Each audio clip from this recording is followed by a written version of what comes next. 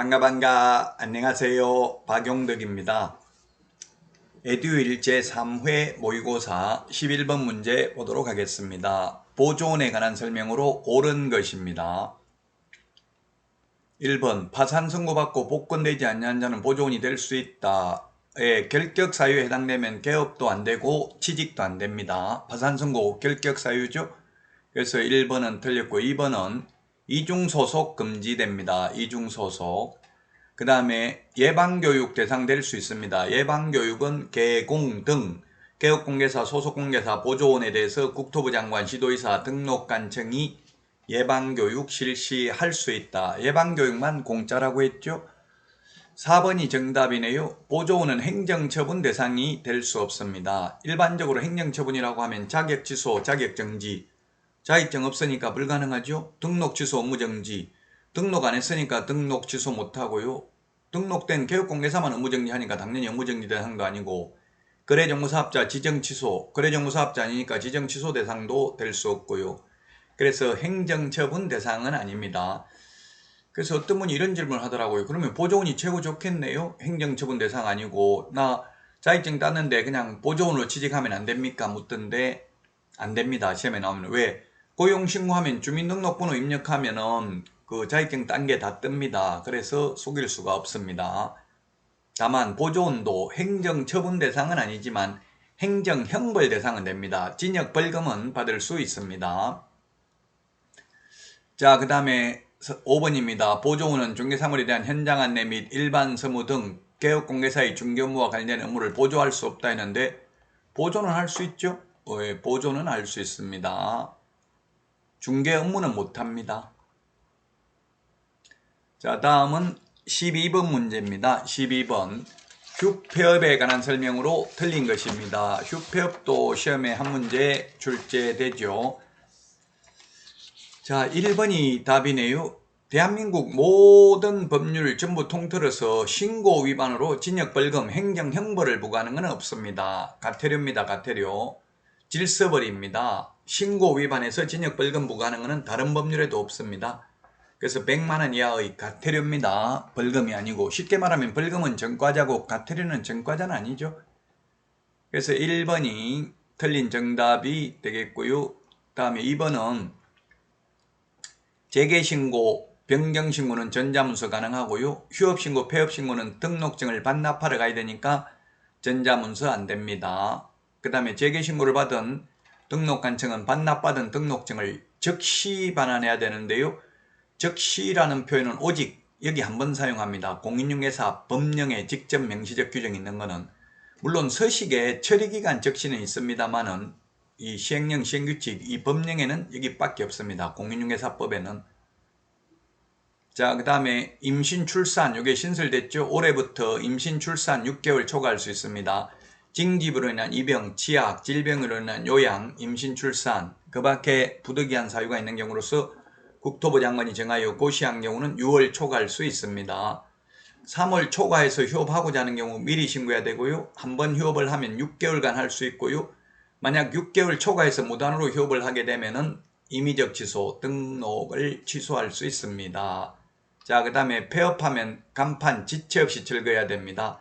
지체 없이 간판 철거해야 되는 게 폐업, 사무소 이전, 등록 취소 3가지입니다.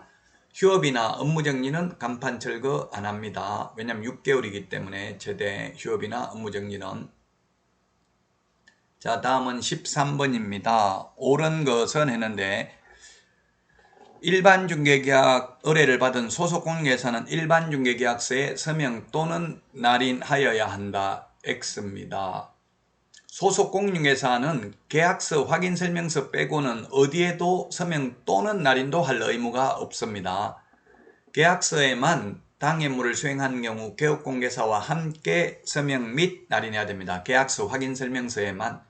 그 외의 서류에는 소속공인중개사는 서명 또는 날인도 할 의무가 없습니다. 자, 그 다음에 2번은 일반 중개계약서 요청할 수 있고요. 의뢰인이 요청받은 개업공개사는 거부해도 됩니다. 일반 중개계약서는 보존 의무 없습니다. 전속 중개계약서 확인설명서는 3년간 보존해야 됩니다. 자, 정보망에 정보 공개해야 된다. 일반 중개계약은 공개할 필요 없고요. 전속중개계약은 정보망 또는 일간신문에 7일 이내 정보를 공개해야 됩니다. 따라서 5번이 정답이 되겠네요. 5번. 일반 중개계약의 표준 서식에 따르면 일반 중개계약을 체결한 의뢰인은 개업공개사가 중개사물 확인 설명 의무를 이행하는데 협조해야 된다. 요건 전속 중개계약이나 일반 중개계약 둘 다 협조해야 된다라고 되어 있습니다. 선언적 의무죠. 협조 안 했다고 처벌 규정은 물론 없습니다. 5번이 옳은 정답이 되겠습니다. 다음은 14번 문제입니다. 14번 문제. 역시 옳은 것입니다. 옳은 게 어렵죠. 지금 옳은 게 많은데요. 옳은 게 오히려 어렵습니다. 오지선다형은. 자, 1번 전속 중개계약은 표준계약서 반드시 사용해야 됩니다. 일반 중개계약은 사용해도 되고 안 해도 되죠. 그래서 틀렸고요. 1번은. 2번은 정보망과 일간신문 X입니다. 정보망 또는 일간신문에 7일 이내 정보를 공개해야 됩니다. 자, 그 다음에 3번 공법상 이용제한 거래규제 정보 공개해야 될 사항입니다. 우리 프린터 5번에 특상태 조건 공금 이렇게 했죠. 그 부동산을 특정하기 위해서 필요한 소재지 면적 등이 되겠고요. 벽면 및 도배 상태, 시설물의 상태, 입지, 환경조건, 권리관계, 단 인적사항은 공개하면 안 되고요. 공법상 이용제한 거래규제, 그 다음에 거래 예정금액, 공시지가 공개해야 되고요. 공시지가는 임대차인 경우 공개하지 아니할 수 있습니다. 자, 그 다음에 4번입니다. 4번. 4번이 맞네요. 4번이 옳은 지문입니다.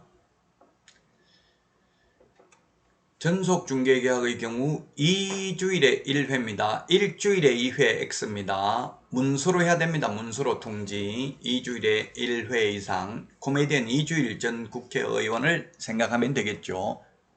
자, 그 다음에 전속중개계약의 유효기간은 원칙이 3개월입니다. 6개월 X네요. 3개월이 되겠습니다. 일반 중개계약 표준서식도 3개월입니다. 따라서 4번이 정답이 되겠고요. 다음은 15번 문제 보도록 하겠습니다. 부동산 거래 정보망에 관한 설명으로 틀린 것입니다. 1번 정보망은 개업공인중개사 상호 간의 정보를 교환하는 체계입니다. 개업공인중개사 상호 간의 정보를 교환하는 체계 맞습니다. 그 다음에 2번은 국토부 장관에게 지정서를 제출해야 됩니다. 국토부 장관이 지정하죠. 그 다음에 3번은 거래정보사업자로 지정받을 수 있는 자는 부가통신사업자로서 국토부령이 정하는 요건을 갖춰야 됩니다. 그 요건이 5 빼기 2는 3이라고 했죠. 전국적으로 500명 이상 2개 이상의 시도에서 각각 30명 이상 이용가입 신청을 해야 되고 정보처리 기사 1인 이상, 공인중개사 1인 이상 용량과 성능을 갖춘 컴퓨터 설비를 확보해야 됩니다. 이런 게 지정 요건이 되겠습니다. 4번에 개업공개사는 정보망에 공개한 중개상물의 거래가 이루어진 때에는 지체 없이 거래정보사업자에게 통보해서 정보망에서 삭제해야 됩니다. 삭제 안 하면 거짓정보 공개고요. 따라서 개업공개사의 경우 업무정지 사유에 해당됩니다. 거짓정보를 공개하면. 정답은 5번이 정답이 되겠습니다. 5번. 지정받은 날로부터 3개월이 아니라 1년입니다. 1년. 1년 이내에 정보망을 설치 운영하지 않는 경우 지정을 취소할 수 있습니다. 자, 다음은 16번 문제 보도록 하겠습니다. 금지 행위에 대해서 옳지 않은 것입니다. 금지 행위에 대해서 옳지 아니한 것. 법 제33조 금지 행위인데요. 의뢰인과 직접 거래하면 안 되는데 이때 직접 거래에 상대방은 의뢰인 본인뿐만 아니라 의뢰인으로부터 대리권을 수여받은 대리인이나 업무를 위임받은 수임인도 포함됩니다. 포함되지 않는다 해서 금지 행위에 해당되지 않는다 해서 X입니다. 꼭 의뢰인 본인뿐만 아니라 의뢰인으로부터 대리권을 수여받은 대리인이나 업무를 위임받은 수임인하고도 개업공개사 등이 직접 거래하면 안 됩니다. 그래서 1번이 틀렸습니다. 자, 그 다음에 2번을 보면은 개업공개사가 다른 개업공개사의 중개로 거래한 것은 직접 거래에 해당되지 않는다. 다른 중개업소를 통해서 거래하면 직접 거래 아닙니다. 그리고 3번 직접 거래 강행 규정이 아니고 단속 규정입니다. 그래서 직접 거래했다고 계약이 당연 무효가 되는 것은 아닙니다. 자, 그 다음에 4번 분양대행을 하고 받는 수수료는 중개보수가 아니기 때문에 많이 받아도 공인중개사법 위반 아니고요. 자, 그 다음에 5번에 가격을 속이는 것도 거짓되는 행위에 해당됩니다. 금지행위에 해당됩니다. 따라서 1번이 정답이 되겠습니다. 다음은 17번 문제 보도록 하겠습니다. 17번 문제 역시 금지행위입니다. 금지행위. 우리 프린터는 11번에 있습니다. 11번에 보면은 매무수거 관직상투 시공시 이렇게 했죠. 저는 시험에 금지행위 반드시 출제됩니다. 한 문제에서 세 문제 정도 출제됩니다. 금지행위에 해당하는 거 되는데 해당하는 거라고 했는데 기억 이거 왕따 시키는 거 금지행위입니다. 친목회 회원들끼리만 정보 공개하는 거 금지행위고요. 니은 일방대리는 금지행위 아니고 쌍방대리가 금지행위입니다. 자, 그 다음에 디귿에 아파트 특정 동호수에 대한 분양계약이 체결된 후 그 분양권 매매를 중개하는 거 이거는 금지행위 아닙니다. 이거는 미래의 건축물 중개한 거죠. 동호수가 특정된 분양권은 미래의 건축물이니까 중개상물 중개했으니까 이거는 적법행위입니다. 자, 그 다음에 리얼의 제3자에게 이익을 얻게 할 목적으로 거짓으로 거래가 완료된 것처럼 꾸미는 등 시세에 부당한 영향을 줄 우려가 있는 행위, 금지행위, 3년 이하의 징역이나 3천만 원 이하의 벌금이죠. 우리 프린터 11번에 매무수거 관직상투 시공시 이렇게 했습니다. 꼭 기억해야 됩니다. 시험에 반드시 출제됩니다. 자, 다음은 18번 문제입니다. 18번 문제. 확인 설명해야 될 사항. 확인 설명해야 될 사항은 우리 프린터 6번에 있습니다. 기권, 가공, 상태, 환지세. 그 부동산을 특정 지을 수 있는 기본적 사항, 권리관계, 거래 예정 금액, 중개보수 산출 내역, 토지 이용 계획, 공법상 이용 제한 거래 규제, 시설물의 상태, 벽면 및 바닥, 벽면, 바닥면 및 도배 상태, 환경 조건, 입지 조건, 취득 관련 조세 설명해야 됩니다. 취득 관련 조세 설명해야 됩니다. 그래서 기억에 이전함에 따라 부담할 조세는 설명할 필요 없습니다. 양도소득세는 설명할 필요 없습니다. 왜? 양도소득세는 남는 돈이 있어야 세금 내잖아요. 돈을 미리 준비할 필요 없잖아요. 그래서 설명 안 해도 됩니다. 니은 입지조건, 벽면, 이게 디귿의 바닥면이 올해 신설됐습니다. 바닥면의 상태, 보수 산출 내역, 따라서 확인 설명해야 될 사항에 해당하지 않는 것 1번이 정답이 되겠습니다. 양도소득세는 설명할 필요 없다. 취득 관련 조세, 취득세, 농어촌 특별세, 지방교육세 설명하면 됩니다. 다음은 19번 문제입니다. 확인 설명에 대해서 틀린 것입니다. 1번 개업공개사는 중개 의뢰받은 경우 중개 완성되기 전에 권리 취득하고자 하는 의뢰인에게 설명하면 됩니다. 쌍방에게 설명해야 된다. X입니다. 취득 의뢰인에게만 설명하면 됩니다. 취득 의뢰인 쌍방에게 설명해야 된다. X. 자, 그 다음에 2번은 매도 임대 의뢰인에게 상태에 관한 자료 요구할 수 있다. 하여야 한다가 아니라 할 수 있고 그 자료 요구에 불응한 경우 그 취지를 매수 임차 의뢰인에게 설명하고 설명서 서식에 기재도 해야 됩니다. 그 다음에 부동산 종합증명서는 확인 설명 시 제시하는 설명 근거 자료에 해당합니다. 네, 그 확인 설명서 서식의 기재 요령에 보면 나와 있죠. 그 다음에 소속 공개사도 설명하여야 하는 게 아니라 할 수는 있습니다. 할 수는 있다. 자, 틀린 건데요. 정답은 5번이네요. 원래 2014년도까지는 이게 확인 설명하지 않는 경우 업무정지였었는데요. 지금은 500만원 이하의 과태료로 규제가 완화됐습니다. 소속공개사는 자격정지죠. 업무정지가 완화라는 게 이해됩니까? 500만원 과태료 6개월 동안 업무 못하고 월세 내는 것보다 차라리 돈으로 500만원 떼우는 게 더 규제가 완화된 것입니다. 한 건 하면 500만원 중개보수 받을 수도 있겠죠. 그래서 옛날에 업무정지했는데 지금은 500만원 이하의 과태료고 다만 확인설명서를 교부하지 않거나 3년 보존하지 않거나 확인설명서에 서명 날인하지 않는 경우는 업무정지 사유에 해당됩니다. 자, 다음은 20번 문제입니다. 20번 문제. 확인 설명에 대해서 틀린 것입니다. 1번 대상 물건의 표시는 토지 대장, 건축물 대장 등을 확인하여 적는다. 표시사항은 대장, 권리관계는 등기부가 우선합니다. 2번 건폐율 용적률 상한은 기본 확인사항이죠. 기본 확인사항이라는 것은 개업공개사가 직접 확인해야 되는 게 기본 확인사항이고 세부 확인사항은 의뢰인한테 물어봐야 되는 내용입니다. 토지 이용계 확인서 내용을 기재하여 적는다 했는데 건폐율 용적률은 시군 조례를 봐야 됩니다.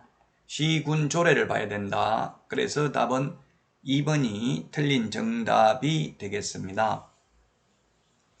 3번 건축물의 내진 설계 적용 여부와 내진 능력은 기본 확인사항이다. 왜 기본 확인사항입니까? 의뢰인한테 안 물어봐도 되거든요. 이거는 건축물 내장을 보고 기재하면 되니까 기본 확인사항입니다. 4번에 민간임대 등록 여부는 대상 물건이 민간임대주택에 관한 특별법에 따라 등록된 민간임대주택인지 여부를 같은 법 제60조에 따른 임대주택 정보 체계를 접속하여 확인하거나 임대인에게 확인하여 표시한다.